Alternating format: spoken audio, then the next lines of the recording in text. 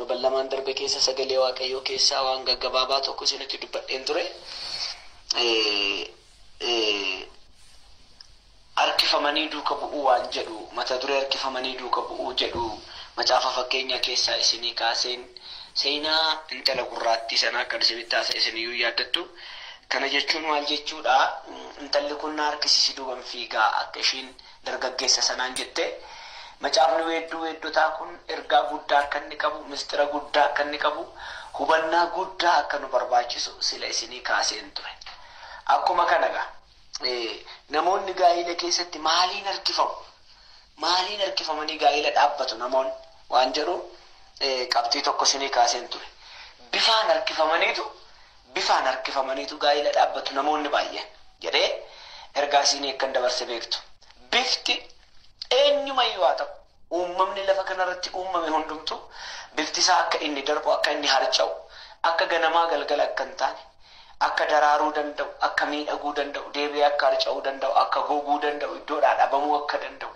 Wantoota kana isinii kaaseen bifarratti hundoofne gaafa gaa'ila dhaabbanne miidhaa guddaan mana keenyarra akka ga'u, adeemsi guddaan mana keenyarra akka ga'u, funyaan, shurrubbaan, dheerinni, diiminni, gurraachinni, simboon, wantoonni baay'een isaanii irratti hundoofne gaa'ila gaafa dhaabbanne kun hundumti isaanii gaafa dhabaman manni keenya akka nuti hawwinee fi akka nuyi itti deemnu sana ta'uu akka inni hin dandeenye isinii kaaseen ture. Kanaaf gaa'ila yeroo dhaabbannu giddu galeessa godhachuu kan qabnu bifa miti. Baay'ee kan isin ajaa'ibu laphee namootaa keessa bifti namoonni jaallatan uumameetu lafarra jira. Kana jechuun maal jechuudha? Intala bareedduu tokko ilma fokkisaa wayii ishii jaallachiisa. Ilma bareedaa tokko immoo intala fokkiftuu tokkotu ishii jaallata. Waan baay'ee dinqiidha gaani. Namni iddoo beekamu silayyuu waa'ee mucaa sanaa isinii kaaseera. Intalli kun gurraattiidha, caakkaatti galteetti, warri ishee ari'aniiru jibbamteetti jedhee isinii kaaseen miidhagina ishiin immoo eessa laaleen isiniin jedhee harma ishiitu miidhagaadha jedheetu harma laalaa oola. Ija keetu miidhagaadha jedheetu ija ishii laalaa oola. Bakki biraa immoo fokkisaadha. Namoonni immoo fokkiftuudha jedhanii ari'aniiru. Waan guddaadha gaa. Kutaa sana odoo dhaabbannee teenya walirraa baranne waan guddaa argitu, waan dinqii argitu. Edaa namni bakka hundan bareedus bakka hundan fokkisus yeroo laallatu namni eessa laala kan jedhu sirriitti adda baaftanii ilaaluu dandeessu. Gaa'ila keessatti har'a guyyaa irraa kan isin wajjin ilaaluu kanan barbaadu gaa'ila keessatti qabeenyaan harkifamuun miidhaa guddaa fida. Qabeenyaan harkifamanii gaa'ila dhaabbachuun miidhaa guddaa fidaa kan jedhuun isinii kaasa. Guyyaa irraa kanas gabaabseen qabeenya giddu galeessa godhatanii warri gaa'ila dhaabbatan hin diigama gaa'illi isaanii. Seensa keenyaafan sagalee waaqayyoo isinii dubbisaa.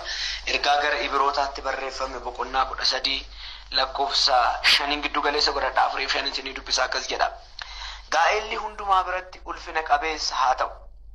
Ciisichi gaa'elaas hin xureeffamin.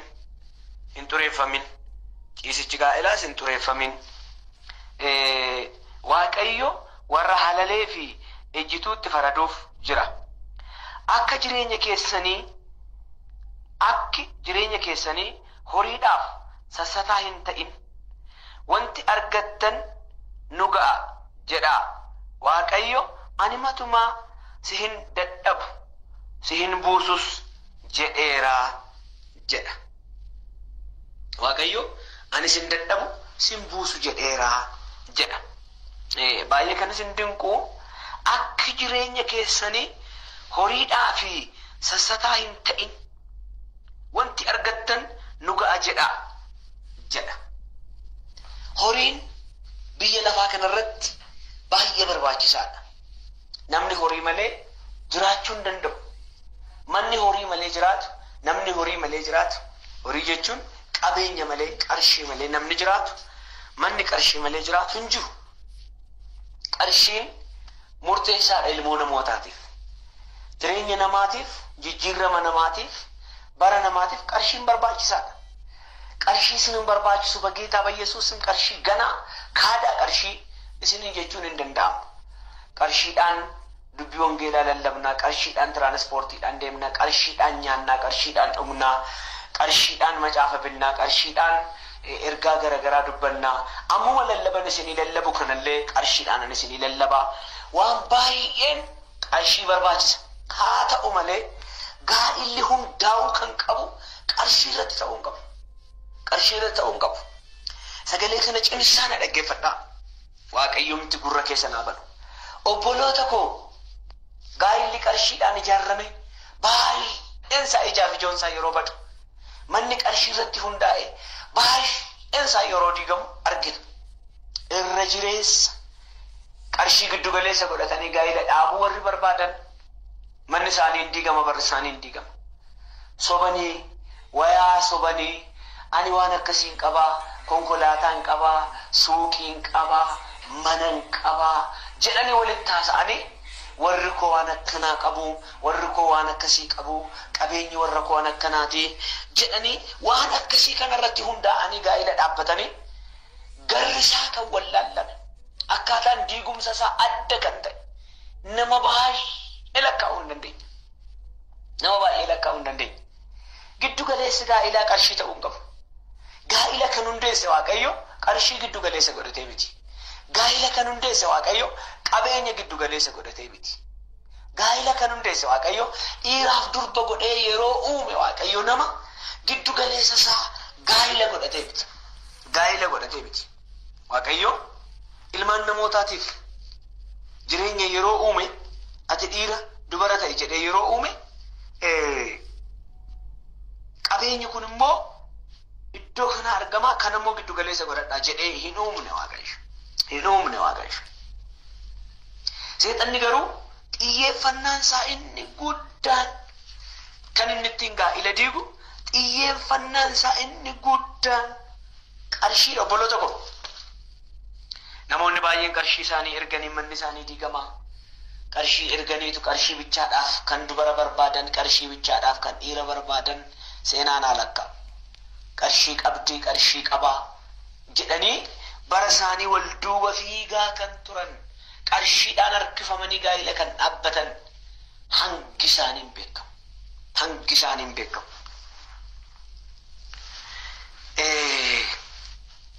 Sagaleen Waaqayyoo akkana jedha. Ergaa Xiimotewos isa duraa boqonnaa 6 lakkoofsa 6 kaasee kan jiruun isin dubbisaa akkana jedha.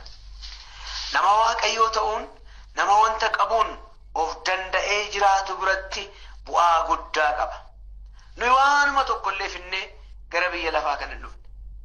Isa keessaas waanuma tokkollee fuunee ba'uu hin dandeenye. Waan ittiin jiraatnu, waan keessa jiraannus qabaannaan nu ga'a. Warri sooromuu barbaadan immoo qoramatti, kiyyootti, kajeellaatti, gowwummaa isaan miidhu baay'ee keessattis hin kufu. Kajeellaawwan kunis balleeffamuu fi baduu keessa isaan hin buusu. Horii jaallachuun hundee wanti hamaan hundinuu irraa latudha. Namootiin gar tokko yaada isaanii horii argachuurra kaa'atanii amanticharraa badaniiru. Waraansa baay'eedhaanis of waraananiiru jedha. Baay'ee dinqii miti. Bara dhumaa kana keessa sagaleen kun mudhii keenya nu jabeessa. Gaa'ila keenyaaf bu'aa guddaadha.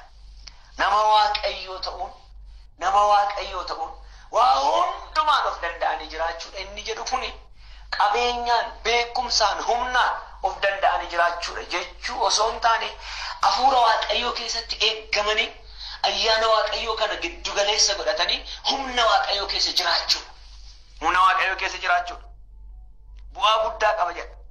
Sababiin isaayyuu giddu galeessi keenya bu'aa lafa kanarratti argamu qabeenya giddu galeessa keenya godhanneetu gaa'ila dhaabbanne ta'e yoo ta'e homaa finnee dhufne. Mucaan sooressatti itti heerumuuf jirtu, mucayyoon sooratti natti fuudhuuf jirtu kun soorummaa fidanii hin dhufne gaafa dhufan. Soorummaa kanaanis hin fulla'an. Soorummaa kanas fudhatanii hin deeman. Waan gurra namaatti dhaga'amuu fi ija namaatti mul'atu kana giddu galeessa godhatanii gaa'ila dhaabbachuun baay'ee fokkisaadha obboloota ko. Baay'ee fokkisaadha. Phaawulos garaanu kutadoo kanatti. Giddu galeessi keenya qabeenya akka hin taane nu gorsa. Giddu galeessi keenya birrii akka hin taane nu gorsa.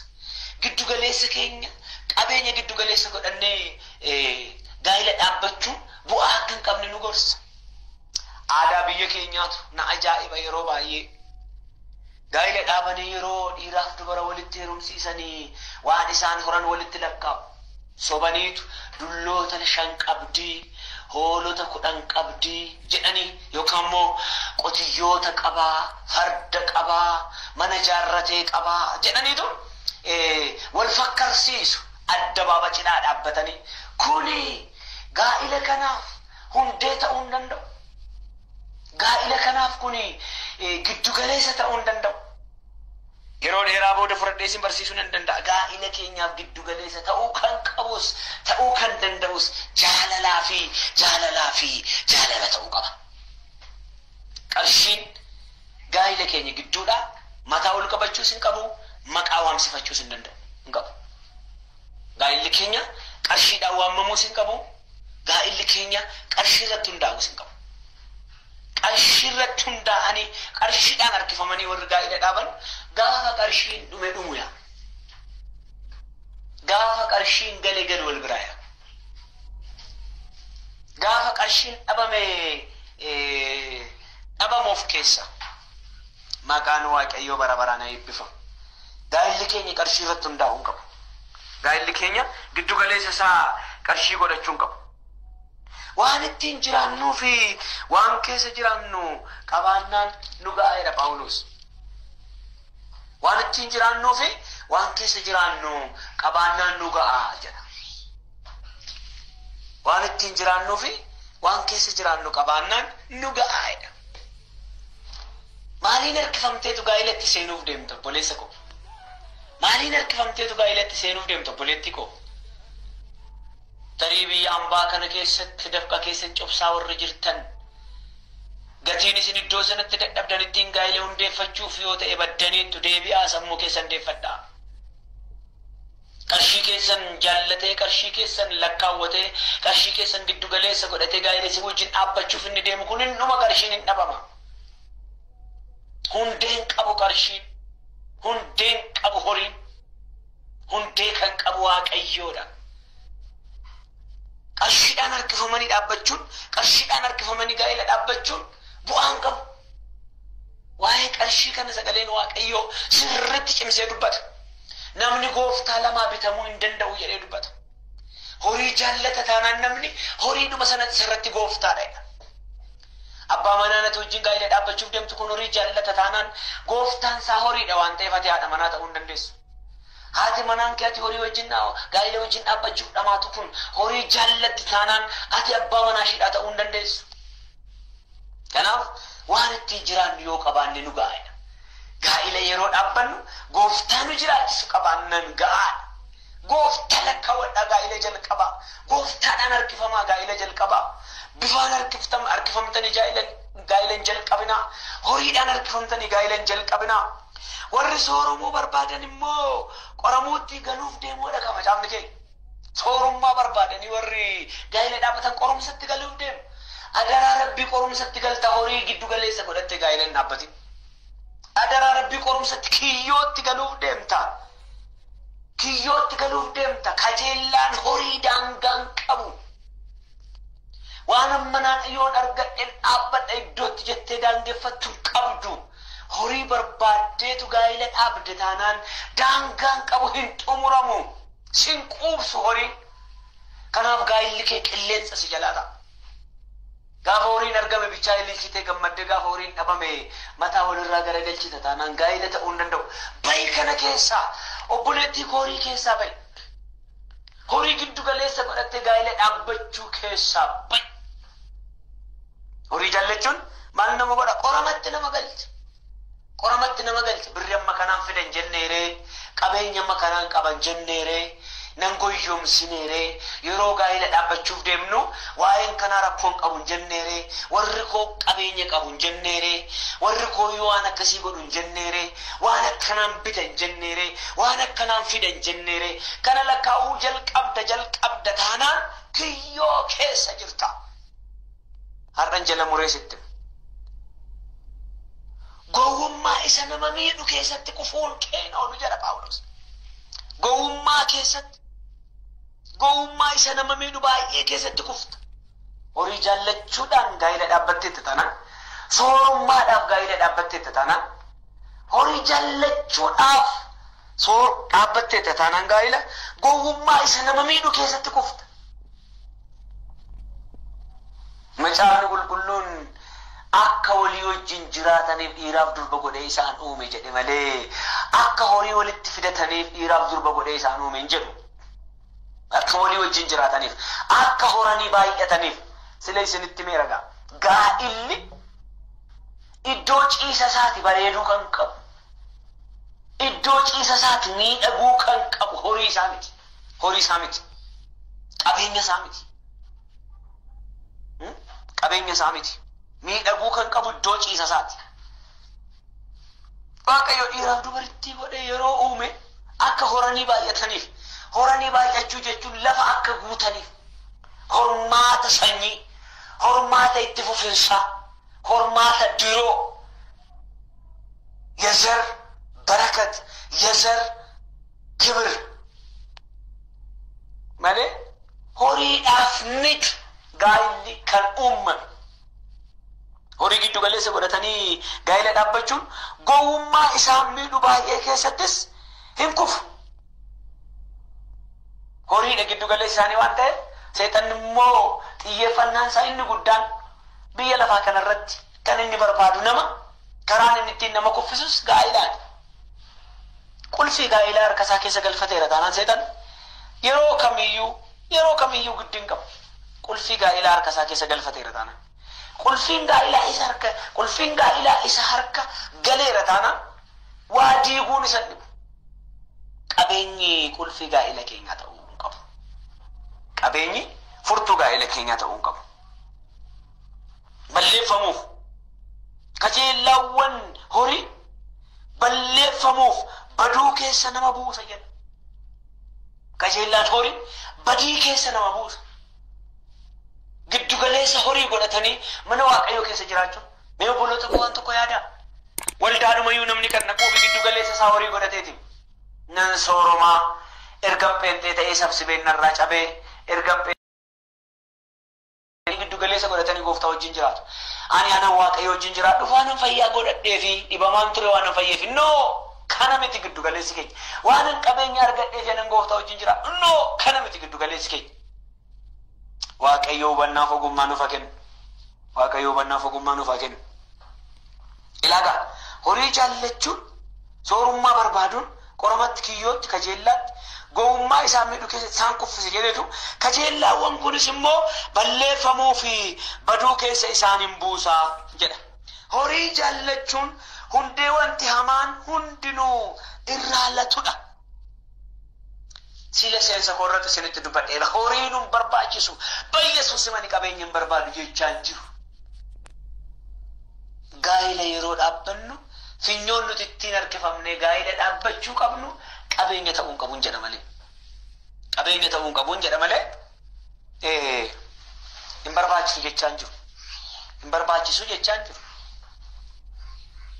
በለፈሞት ነመገዝ ጋፍ ሆሪን አበመ ዲገመ ማን ነማ ጋፋ ቀበኝ ግዱ ገለሰ ጎደኔ ቲን ጀልቀምነ ሱን አበመ ዲገመ ማን ነማ ሰበብን ሳዩ ጃለሊ ሆሪ ጋይለ ዳቤ ረታና ኢኒ የሮዱማ ዋን ጃለተ ሰነቀበ ዲገም ሲላ የሮ ደርበ ሲንክሜራ ሙጫንን ተላ ፋርፈና ከሰት ጃለተ ሱኒ ወያ ፋርፈና ይራ ዳብናን ዲገ መነሳ ወያ ፋርፈና ይራ ዳብናን አከነ ጀዲ ገሊ ደቂና ይርግፈዱ ኮመጀ ኡፈተ ፋርፈቶታ ከሳ ማሎ ሜሰ ይርግፈዱ ኮቱት ያደመና ኮታይ ትፉፍሜ ሆሪ ጃለቹዳን ሆሪ ዳን አርክፈምነስ ጋይለ ዳብናን ጋፋ ሆሪ ዳበመ ዲገም ዱራዩዋኒ ሲዮጂኒን ጋይለ ከነ ዳበደ ኮ ቀበኘ ፍደ ጀደ መለ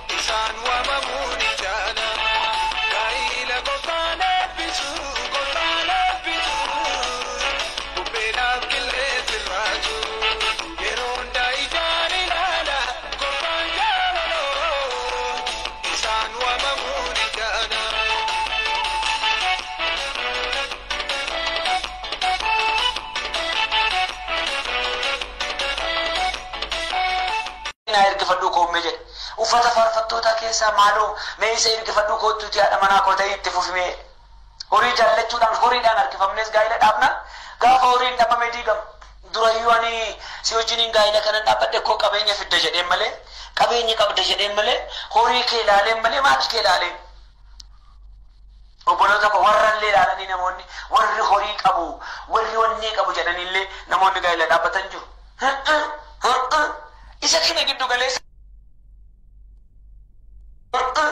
isa kana giddu galeessa godhatanii kanaan harkifamtanii gaa'ila dhaabbatina kanaan harkifamtanii gaa'ila dhaabbatina yeroo gabaabaatti nama harkaa dhuma yeroo gabaabaatti nama harkaa dhuma waan xinnootu nama harkaa fixa jaalalli giddu galeessa ta'ee gaa'illi dhaabbannaan garuu barri nama harkaa fixuu hin danda'u jaalala humtuun fixu jaalalli tulluu diiga jaalalli boolla keessaa ba'a jaalalli hallayyaa bu'ee ba'a jaalalli ibidda keessa darba jaalalli seefii keessa darba haalelluuyaa gaa'ila keessan yeroo hundeeffattanii waan diigaman waan dhuman waan dhabaman kana giddu galeessa hin godhatina hundee wanti hundumtuu irraa latudha namootiin gar tokko yaada isaanii horii argachuurra kaa'ataniitu amanticharraa badaniiru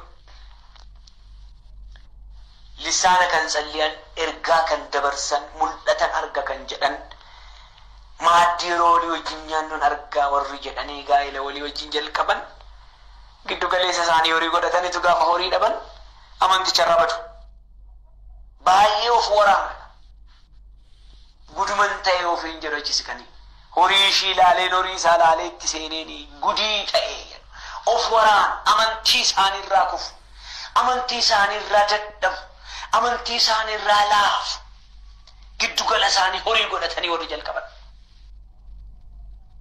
ilaaha itti fufeen isinii dubbisa lakkoofsa 11 kaasee ati garuu yaa nama waaqayyoo kan hundumaarraa fagaadhu maal hundumarraa horii jaallachuurraa fagaadhu miidhagina jaallachuurraa fagaadhu si barbaachisa horii waaqayyotu horii namaa kenna waaqayyotu horii namaa eebbisa haadha manaan horii namaan kennitu abbaa manaan horii namaan hin kennu dhugaa abbaa manaan horii namaan kennu haati manaan horii namaan kennitu waaqayyotu horii namaa kenna gaa'ila yeroo dhaabbattu horii jaallattee dhaabbachuurraa fagaadhu gaa'ila kee yeroo hundeessitu horiidhaan harkifamtee hundeessuurraa fagaadhu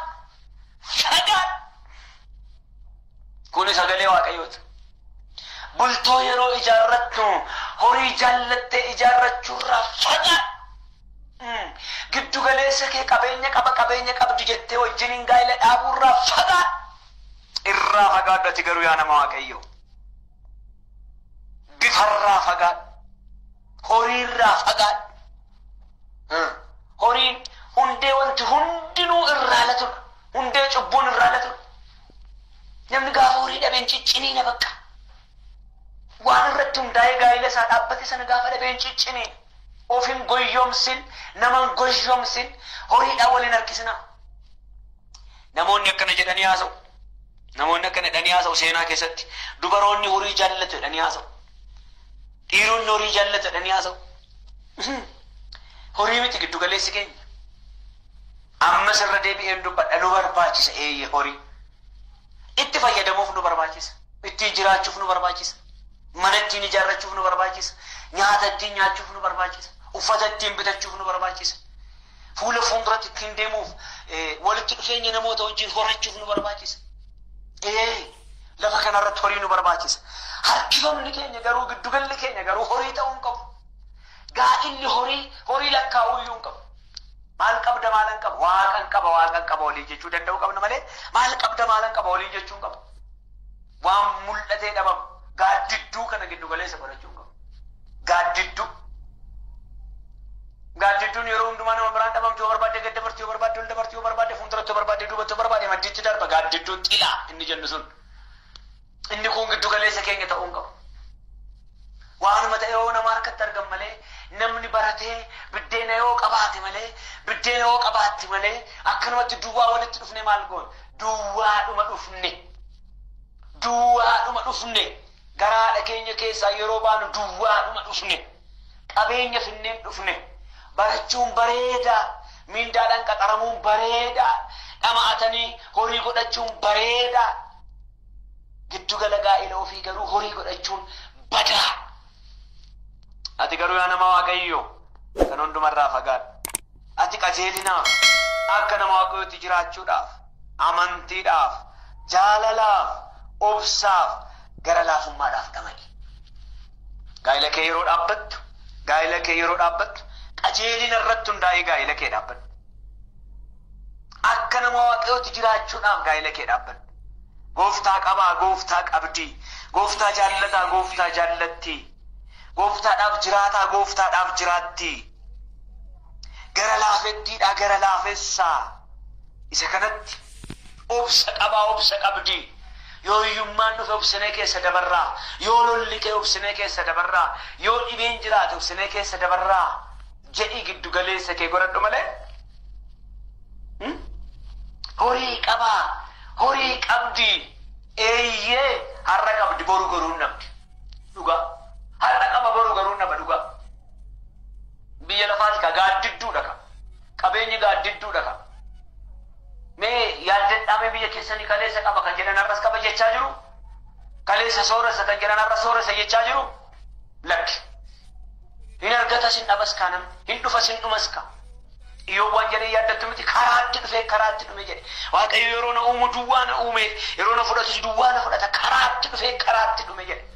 Kanaaf ergaa koo yeroo walitti qabu obboloota koo giddu galeessa gaa'ila keessanii horiin godhatina. Horii irratti hundooftanii gaa'ila dhaabbatina. Horii irratti hundooftanii gaa'ila walii wajjin hin haasa'ina. Horiin hin dhufas hin dhumas. Horiin hin dhufas hin dhumas. Torban dhufummoo maaliin harkifamnee gaa'ila dhaabbachuu qabna waan jedhu mata duree biraan isinii fidee dhufu. Na harkisi si duuban fiigaa jette kan dalittiin. Na harkisi si duuban fiigaa. Bifaan na harkisi horiidhaan na harkisi miti kan ishiin jettu. Gara dhumaarra maaliin akka ishiin harkifamtee fi maaliin akka inni ishee harkisu akka ishiin barbaadde dhuma barumsa koorratti akka walitti isinii hidhu nan amana. Harkifamuu kan qabnu bifarratti ta'uu qabnu isinii jedheera. Harkifamuu kan qabnu horii irratti ta'uu qabu isinii jedheera. Waaqayyo baraaf jireenya keessa naa eebbisu.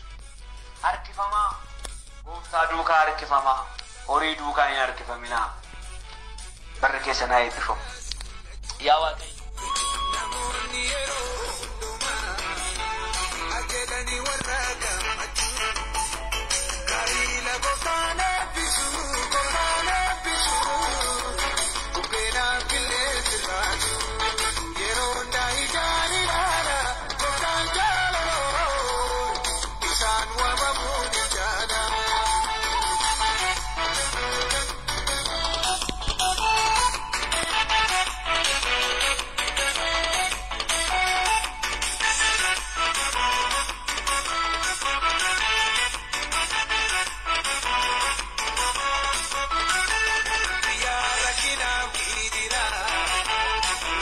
Kadachuni sina